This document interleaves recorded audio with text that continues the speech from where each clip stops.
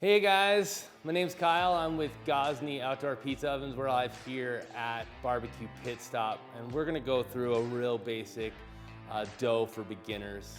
This is a simple 24-hour proof dough that you can do with just a few simple ingredients. This dough is super simple, based on just a simple few ingredients that you have to work with, also with the ease of working with the dough, and then obviously transferring it to cook mode in your rock box or in your dome. So there's a lot of different types of dough out there. High hydration dough, there's poolish doughs, there's bigas. Those are things that you will kind of graduate to, and I think this will be your first step to really having a successful pizza night. A lot of the key ingredients are gonna be your flour, your yeast, water, and salt. And those do matter. We want to use the best ingredients. You want to use the best flour, the best salt. Yeast is pretty standard, and then water, of course. You can use your tap, or you can use filtered water, or whatever you wish. So we're going to go through the steps. It's super easy. The whole process, probably mixing and getting everything ready, is about 15 minutes, and then there's your proof process, which you can kind of play with anywhere from 12 to 18 hours. The longer you proof your dough, the more coloring you're gonna get, the more browning, and the more beautiful your finish is gonna look. The less time you actually proof your dough, you won't get as much leoparding and things like that. So it's all things that you kind of play with as you're going through the process of your journey of pizza making. So we'll start now. First step is your water. So everything here is pre-weighed. We're gonna do a recipe for 4 dough balls, and there's gonna be dough calculator we'll share with you on the screen and show you how you can do 8, 12, 16, the whole way from there. So we're gonna start with our water and our flour. So water, we have 360 grams. That all can be converted into cups. We do recommend using a scale. This is a basic digital scale that weighs out into grams. Just because your flour can be compacted. So 1 cup could actually end up weighing more than it represents on a scale. So we've got our water here. What we want to do first is we've got our pre-weighed out yeast. This is a dry active yeast. We're using Caputo today. It really doesn't matter. You can use a fresh yeast, which will actually change the recipe a little bit, but I just say stay with the dry active yeast. You want to add the yeast to the water first, and this water has been warmed up a bit. It's probably at about 100 degrees, and what that does is it makes it dissolve and just activate a bit quicker. If it's cold, it may take a bit more time. So we're just kind of going to muddy the water a bit. You want to get this all mixed in as well as you can, and just get a nice foggy mixture there. That's about 0.3 grams of yeast. So don't freak out over it. If you put a little too much, it's just gonna rise faster. If you don't put enough, then obviously it won't rise at all. So our flour, this is a Central Milling 00 organic pizza flour. This is out of Utah up in Logan, a great flour that, again, better ingredients, better pizza. So we're gonna add this flour. This has been pre-weighed as well. The flour's 640 grams. I like to put about half in first and kind of mix it a little bit, just get it all kind of soaking up. If you dump it all in at once, it sometimes makes it a little bit harder of a process to mix. So just kind of make it kind of a little bit of a sloppy mess here. And then once we get this in there, we'll add some more. And again, it's really not brain surgery here. We're just mixing a few basic ingredients and nothing to overthink. So we'll get that in. And basically what we're gonna do is get this to a little bit of a shag. And once that is, all that water is kind of mixed into the flour, we're gonna let it sit. You can let it sit for anywhere from 10 minutes to an hour. It's really up to you.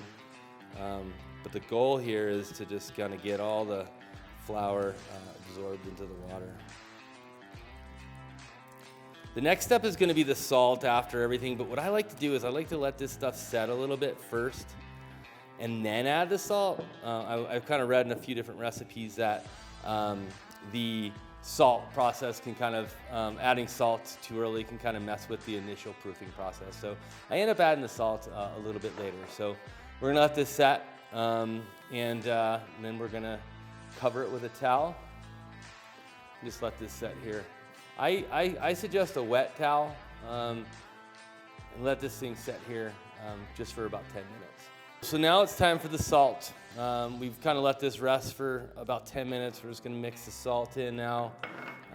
Again, the final ingredient for this. After that is just time.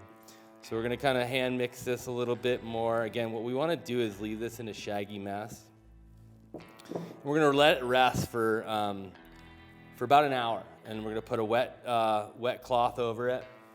And what that's gonna do is just kind of let it get to where it needs to be, and then from there we're gonna go ahead and we're gonna kind of knead it into a ball and get it prepared for proofing.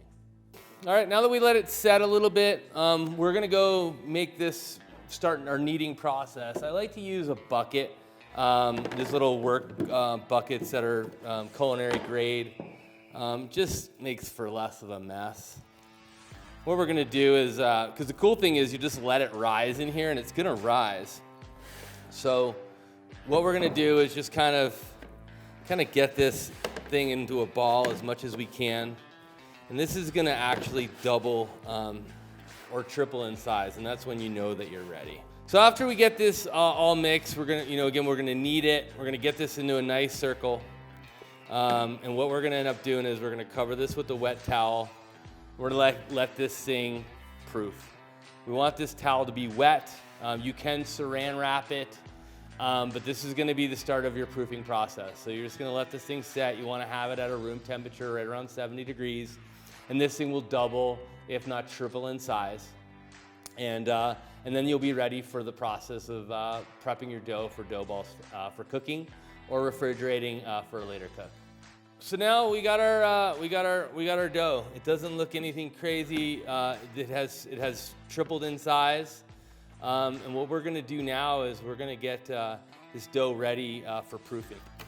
So what we're gonna do now is put a little flour onto our working surface here. And this is the same flour that you use to make your dough. And what you're gonna wanna do is get your dough out of the container. Obviously, a dough scraper is the tool for this, available here at Barbecue Pit Stop.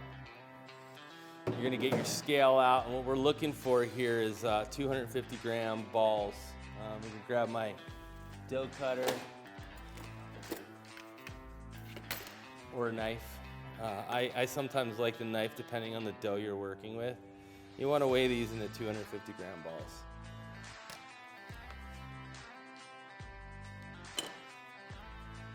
Go. That's 252. So what we're gonna do here is we're gonna get these things prepped for proof. So you want this thing to be as smooth as possible. There's a bunch of different techniques that you can look into. There's a lot where you can actually kind of just spin the ball on the surface. I like to actually close the hole and actually work this dough to create an air pocket and make a flat surface on the bottom. Maybe even smack it a little bit there. And get it ready close to a circle as possible. And set it in your proofing tray. So again, we'll just cut another piece here, see where we're at.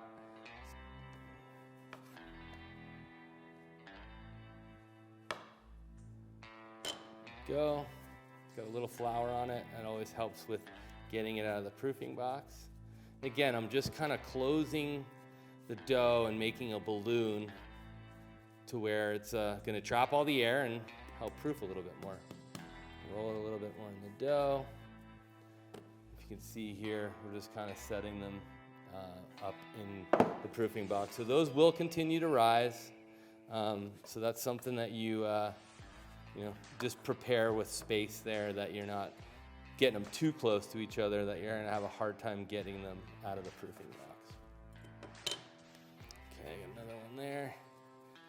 Again, just kind of making this as smooth as possible on the top, and then closing the gap on the bottom. Again, there's definitely different ways to do this. Some people like to do this kind of spin technique on the board. As long as this thing is smooth on the bottom, it'll be a great piece of dough to work with. You can tell the consistency of this stuff. It's already really in great shape, and this central milling flour is incredible. It's a 00. 2 more to do.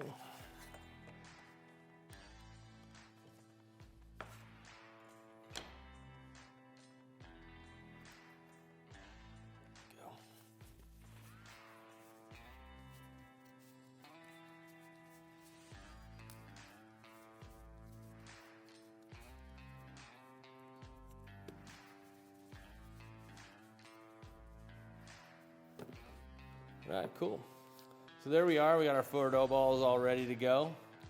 And basically from here, I would let it rise for another hour or 2, or refrigerate. And then when you're gonna go get ready to cook the dough, what you're gonna wanna do is get it as close to room temperature as possible. There's definitely a window of expiration in respect to the optimal consistency of this dough. So obviously at room temp probably gives you another 2 hours, but then after that 2 hours, it'll start to expire, and then that's when you may want to kind of maybe try to do a piece of roll or an Italian bread out of it is another solution, but definitely an optimal 2 hour window to use that dough.